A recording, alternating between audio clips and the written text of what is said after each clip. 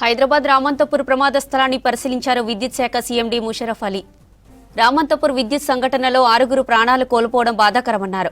3కి సీరియస్ గా ఉండడంతో హాస్పిటల్ కు తరలించి ట్రీట్మెంట్ అందిస్తున్నట్టు చెప్పారు. కేబుల్ వైర్ల ప్రమాదం జరిగినట్లు ప్రాథమికంగా తెలిసిందన్నారు. దీంతో సంఘటనపై పూర్తి స్థాయిలో విచారణ కొనసాగిస్తామని చెప్పారు.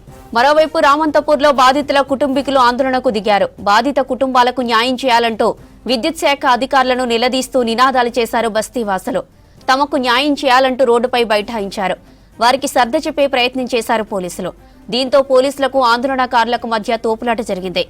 బాధితుల ఆందోళనలతో రామంతపూర్లో ట్రాఫిక్ జామ్ అయింది. TV cable conductor electrical lines తోని కాంటాక్ట్ లో వచ్చి కింద డాంగ్లింగ్ అవుతున్నప్పుడు ఆ రథం ని తగిలి ఒక 5 ఎలక్ట్రిక్యూట్ అయినారు. అదే విధంగా 2 క్రిటికల్ గా ఇంజర్ అయ్యారు. వాళ్ళ దాంట్లో కూడా ఒకరు ప్రాణాలు కోరుకున్నట్టు సమాచారం ఉంది. సో దాన్ని సైట్ ఇన్స్పెక్షన్ చేయడానికి నేను ఇక్కడ రావడం జరిగింది.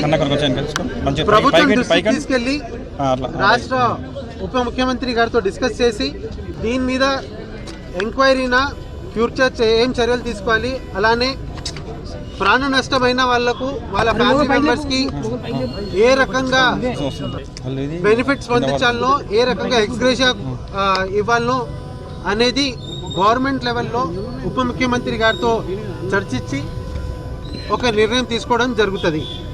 తప్పకుండా దీని మీద ఒక డీటెయిల్ ఎంక్వైరీ ఇనిషియేట్ చేయబోతున్నాము.